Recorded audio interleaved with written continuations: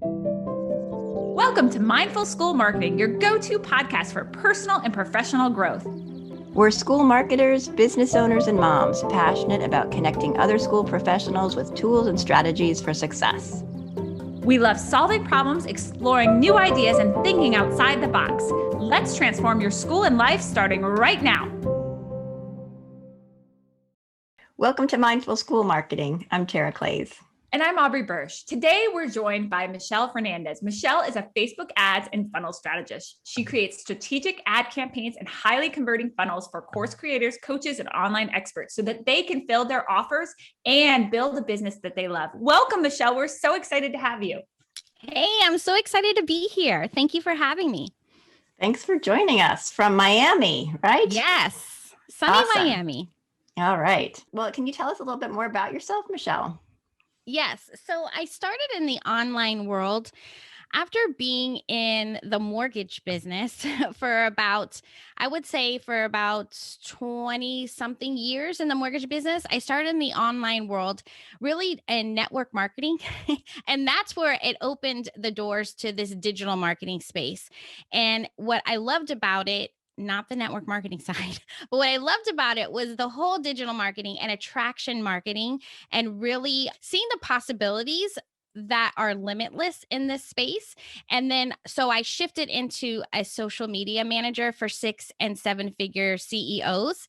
And today I am all about like the most effective and cutting edge marketing strategies, taking the headache out of that lead generation, the pain out of the tech, because hello, do we all have tech issues, right?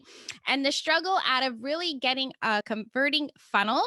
And so our clients can get massive ROIs on every dollar that they spend in marketing. Yes, and yes. I love that you mentioned the technology piece, as I think a lot of us, when they hear what you do, they absolutely are either struggling with themselves, trying to figure out how to do it, or they're just overwhelmed. So you have a lot to offer to people, I think. So now as we're looking at our podcast, we talk about mindfulness, right? So as we're looking at work and marketing life and also Facebook ads and funnel strategy, how would you define being mindful in that space?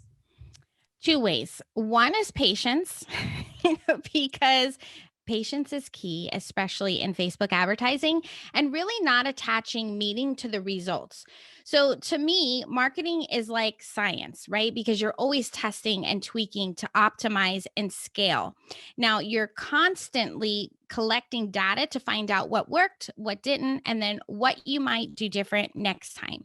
And a lot of people make the data, which are simply just facts, really, right? If we really look at it, they make it mean something. And really, nothing has meaning but the meaning that you give it. So when we get the results coming in, and it wasn't something that we're expecting, and then you make that mean that you're not good enough, or Facebook ads don't work, or whatever, you'll never be successful, you'll never have as many families in your school as possible, or your offer's terrible, like this school's better than ours, or whatever. But what if you looked at the data, analyzed it, find the gaps or like where you might improve, and then just simply try it again? So those are the kind of 2 things that I always look at mindset wise.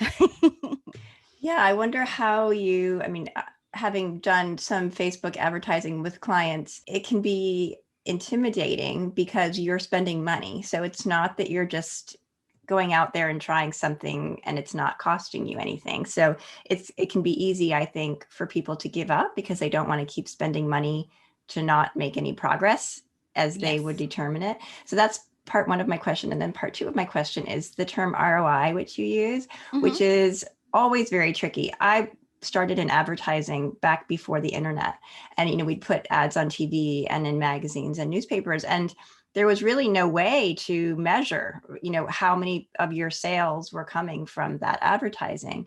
And there's still some truth to that, but we have a higher expectation because there is so much more data that we can get from advertising. So those are 2 pretty big questions that I'm asking you. So whichever you want to start with, or however you want to approach. Let's start with the ROI, because that's the one I remember off the top of my head. We'll go back to question 1.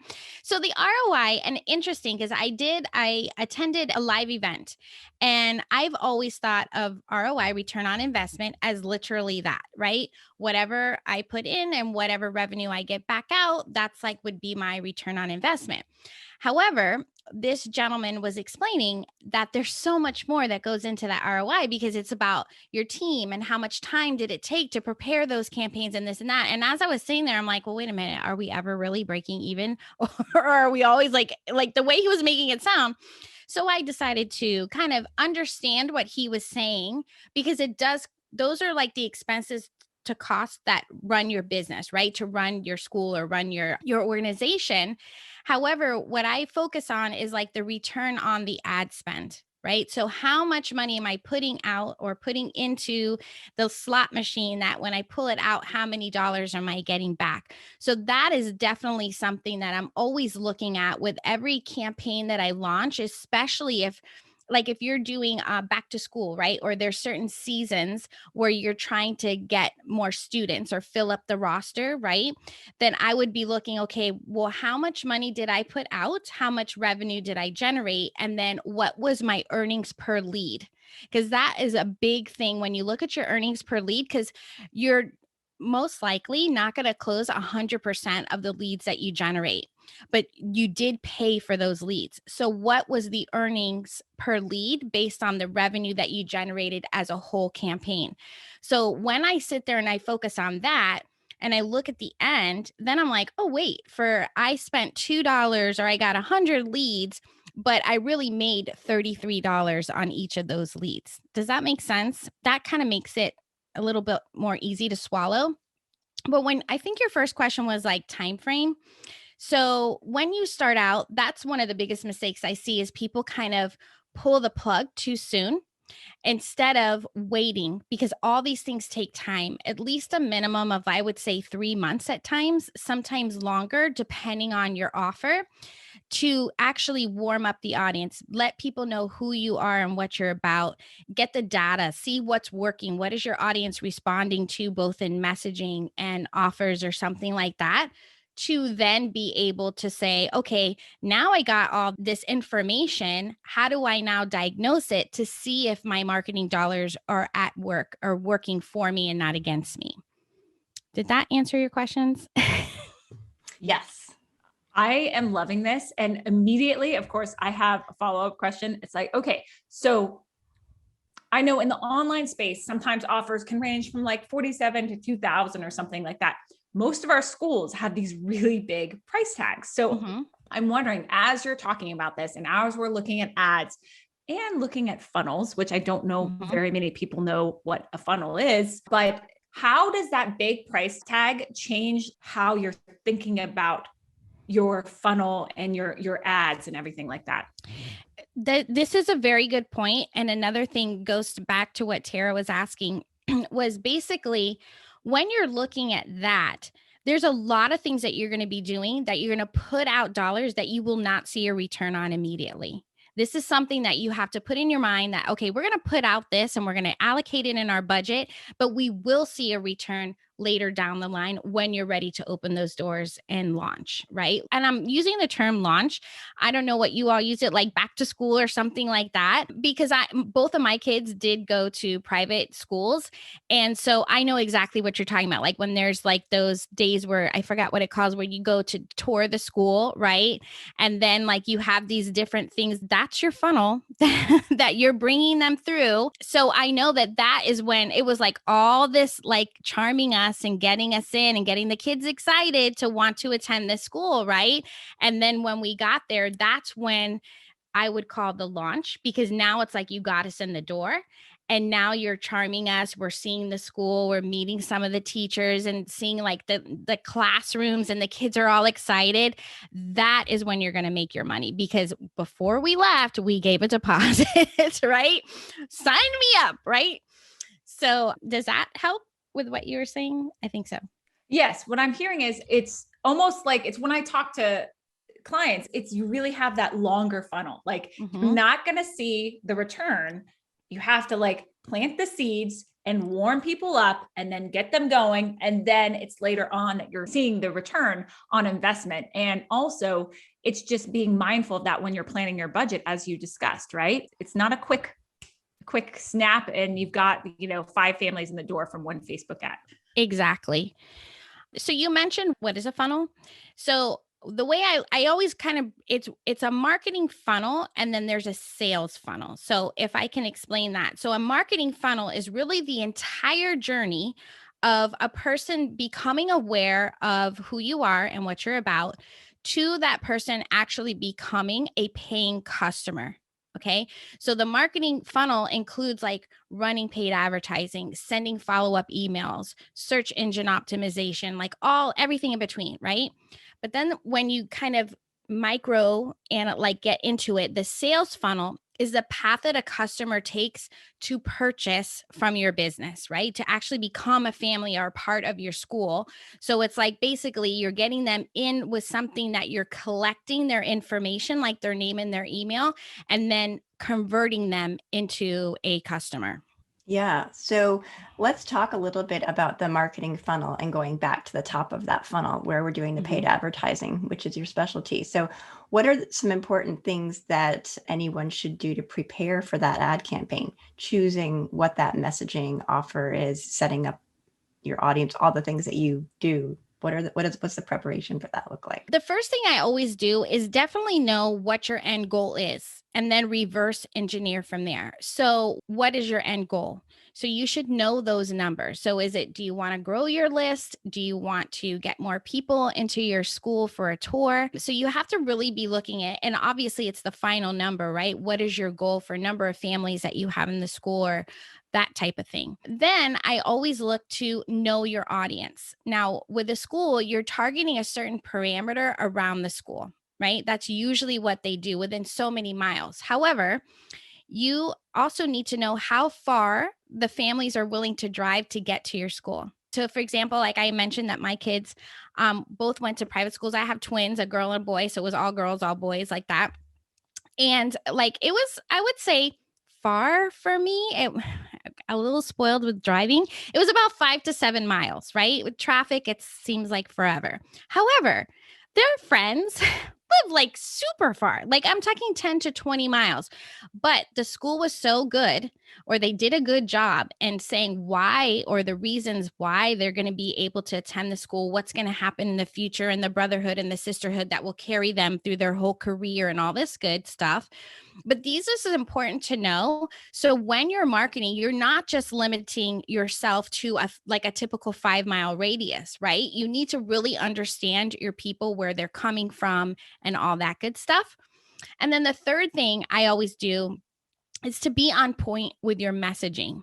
Like, what is your ideal family's pains? What are their struggles? What are their dreams and desires?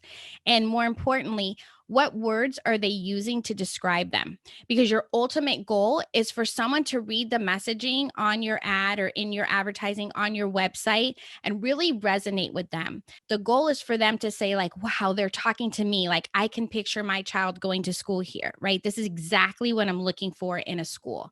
That would be the top 3 things that I would be looking to focus on. That's so good. I think sometimes we forget to focus on one of those as we're putting together things, or rushed. Let's say someone says, oh, it's time to run ads. Quick, go throw something together. And you forget to do those very important steps, right? Mm-hmm. Now, speaking of steps, could you tell us a little bit about maybe like the top classic Facebook mistakes that you see? And, I'm sure some of our schools out there might be doing those. So this would be incredibly helpful for them to hear. Yeah. Well, obviously, the first one is not to do those 3 things, because you're right. People are like, I'm going to run an ad. How much money? They focus so much on the budget that they're not focusing on the quality of the ad that you're putting out, right? Because you could spend money all day long, and if the messaging's not there, it's not going to work. But the other thing is, people don't let their ad run long enough to gather the data, just like we were talking about just a bit ago, right? To really determine if it's working. And the other mistake is that they blame the ads for not making the sale, right? Or not converting them into a customer. And what I like to remind is the role of the ad is to get the lead. And then the role of the school is to close the sale.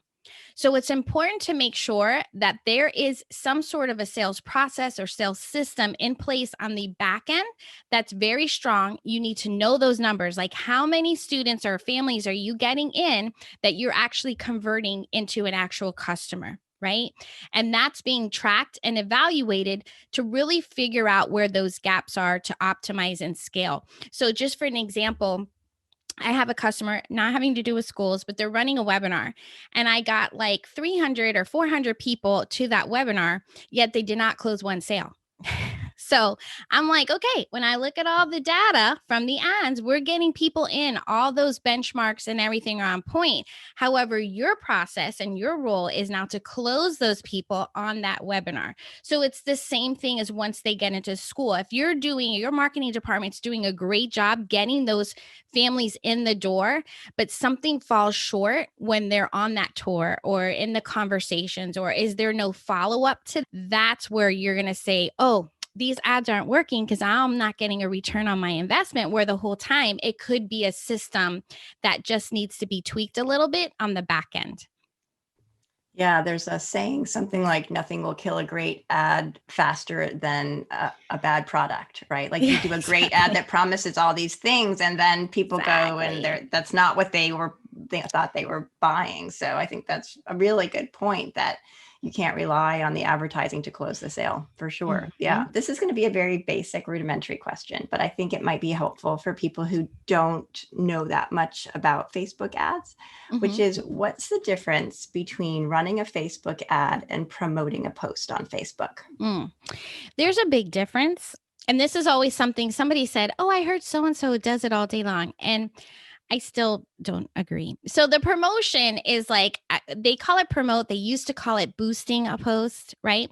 So what happens is you'll notice that come up because Facebook recognizes that post is getting, a certain percentage higher than your other posts. So it's telling you, hey, people are liking this. Why don't you put some money behind it? Right? Which I'm not disagreeing with that. What I'm saying is, instead of just clicking that blue button, is to head on over to your ads manager and run that same post. But in the ads manager, it gives you so much more flexibility or options in order to really hit the goal that you're trying to achieve within your marketing dollars, within your ad campaign. So it gives you more availability of who you're going to actually target. It gives you more people, more ability to track. It also gives you more optimization with your campaign objective, because most of the time in your feed, you can only do, let's say, a post engagement, but maybe you really want to send people back to your website or to the page where they can book a tour. So you want to change that campaign objective to, let's say, traffic rather than just for someone to comment on the post. So that's why I always recommend head on over to Ads Manager to do that. Yeah, which is not as easy as you might make it sound, because setting up Ads Manager, I have spent many hours fighting with that thing because they change it all the time. So I think that's a barrier to entry for that. So it is like, maybe like the most basic level is boosting the post, but you're absolutely right. I think getting into that ads manager, there's so much there that you can do to customize. Yes. But the price is the same, right? Like what you're. Oh, absolutely. It's the same, everything. It's just, I always spend my clients' money as if it's my own. So every time I look at it, I'm like, how am I going to get the most out of my money? And because I do want those marketing dollars to come back to you 3 times, 4 times, right? That's the main goal. So as much as we want to say, oh, it's just easier to press this promote button, but where's that really going to get you? Is that going to get you to your goal and get the return on your investment? That's such a good answer. And I would say just the other day, I got an alert in my inbox. It was like, your client is running an ad. And I'm like, are they running an ad? We didn't talk about this. And I went and checked. I'm like, did you promote an ad or boost an ad? They're like, yeah, it was super easy. I just clicked the button. And I was like, because you don't want to miss the opportunity of using the ads manager, right? And to collecting all that data and being able to use it later and to really, make it work for them. But I do agree with Tara. It is not the easiest thing to understand, and it's always changing, right? Yes. Of course it is. So I'm wondering, we talked a little bit about this before, but how does one really, the measuring of results is the outcome, right? But how do you measure result? Like, what should people be looking at when they're looking at an ad to know it's working? I think a lot of people ask me that when they're stuck in Ads Manager and not understanding things. Right. So one of the things that I always look at is like, are you hitting your goals? Are you hitting the number of leads and sales or customers or prospects that you're getting in that you actually wanted? So in regards to the ads, you want to make sure you're hitting certain benchmarks to determine if it's the ad not working or if it's your funnel, right? Or possibly your back end. So there's three ones that I always look at. One is your CTR, link click-through rate, which should be 1% or higher. And what that's going to determine is if your messaging is resonating with your audience. Then the second one that I look at is your landing page conversion. So I look at, okay, what are the number of links, meaning who is clicking on that ad that they see that they're like, oh, I like this, let me click on it. And then who is actually converting into the lead. So you want that to be anywhere between 20 and 30. I always like 30 because I try to get higher. And then the last one that I look at is, okay, where is it going in reference to the results? Like, how many results am I getting? How much is it costing me? Am I on budget? Like those types of things. And that's where I pretty much stay basically without diving into all the super details. And that will tell me where my gap is just initially at initial view. That's a lot to absorb. Yes. That's a lot of information. Yeah.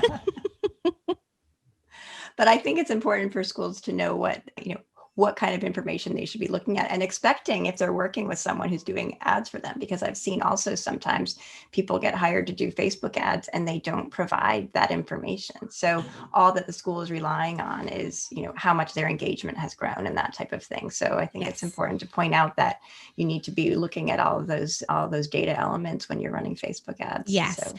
So, yeah. And I would say that I've heard that it's best to kind of get to know ads, man, like just get to know it.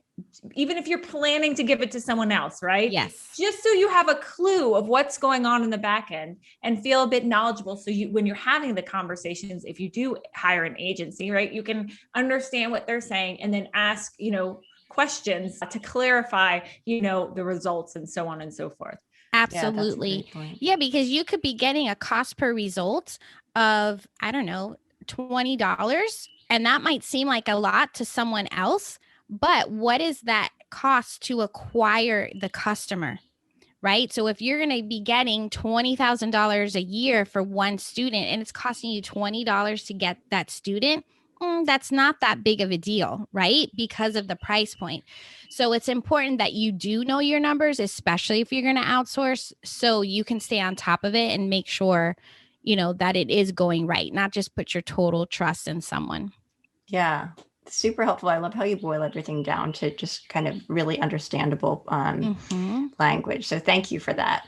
Unfortunately, we're coming up on the end of our show, the last section of our show where we ask our guests a couple of the same questions. So the first one is, what are the most important things, Michelle, that you do to grow professionally and personally?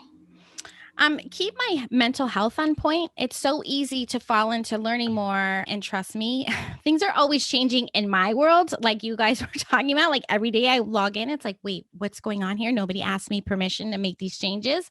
So I definitely want to stay in the know and attend workshops, live events to make sure I'm staying cutting edge. However, strategy is really only 20% and 80% of success is psychology. So reading or listening to podcasts that keep your beliefs and thoughts in the abundance mindset, and know that really just everything is working in my favor, and that everything that I want, I have everything within me to succeed. I love that. I feel like I need to put that on my computer screen, because sometimes when you're having a rough day, it's good to remember that, right? So important. On to the second question. What is one of the most important things we can do to be more mindful?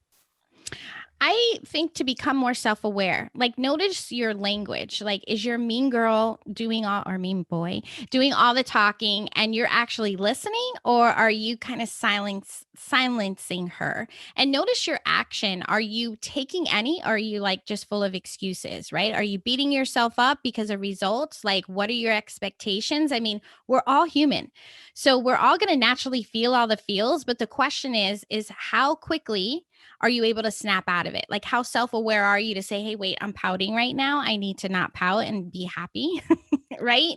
And like I said before, nothing has meaning but the meaning you give it. So what would life look like if you were less judgy on yourself and just take what happens as the facts and trade those expectations for appreciation and really just be grateful that you had this experience, learn from it, and choose to move on being happy. That's great. That's really great. Thank you for sharing that. I'm going to take that to heart as well.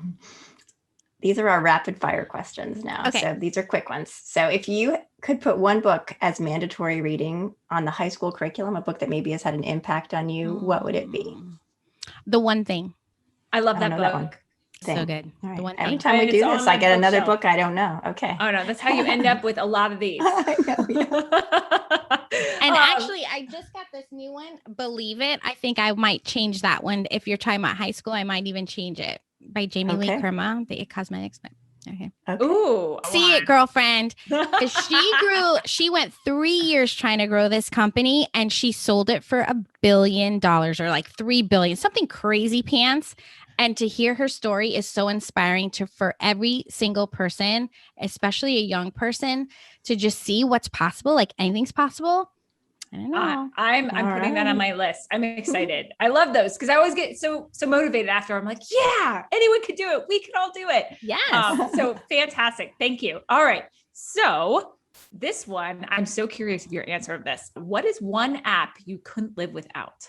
And it can't be Facebook. Oh, no, I don't even look at Facebook. My mom was always, do you see so-and-so posted? I'm like, Mom, I don't look at it. Voxer. Oh, that was Aubrey's too. I know. That's all. Yeah. There's something I love. I listen to your Voxer message all the time, Michelle. I love Voxer. It's so great. You don't have to write out a whole bunch of stuff. Like you can actually speak to a person and then they can hear it and speak back. So good. All right. Good one. I love it. Out. I'm learning so much on this podcast already. Okay.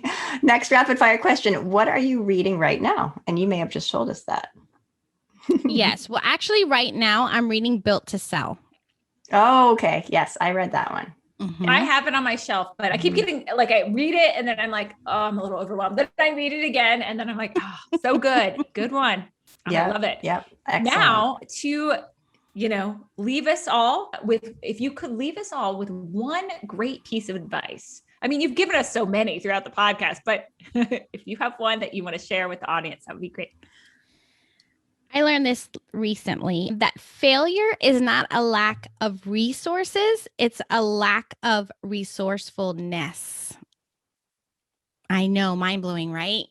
Because I pride myself in being resourceful, but I think that sometimes we get in this thing where it's like, I don't know what to do, or I don't have this. Well, especially nowadays, you can like Google anything, right? And just really getting into being resourceful to how you can just improve it every single time. That's so great. Yeah. I'm gonna have so many Post-it notes all over my room now. That's great. I know. Well, we're so glad you joined us, and I'm sorry we're out of time because we could keep talking for a long time more. But where can people find you online? THE Michelle Fernandez. That's where I am everywhere. Or you can even check out my podcast, The Traffic and Conversion Show. Oh, excellent. I highly recommend it. Great. Well, thank you again, Michelle, for coming and sharing so much about Facebook. I feel like after listening to you, it didn't sound so scary anymore. And I think a lot of our audience will find that as well. For sure. I hope so. Thank you so much for having me. It was fun. Thanks, Michelle. Bye-bye. Bye. Thanks for joining us on the Mindful School Marketing Podcast. We'd love it if you pop into iTunes and leave a review, 5-star preferred. Let us know how you like the show. It helps us improve what we're doing and helps others find us too.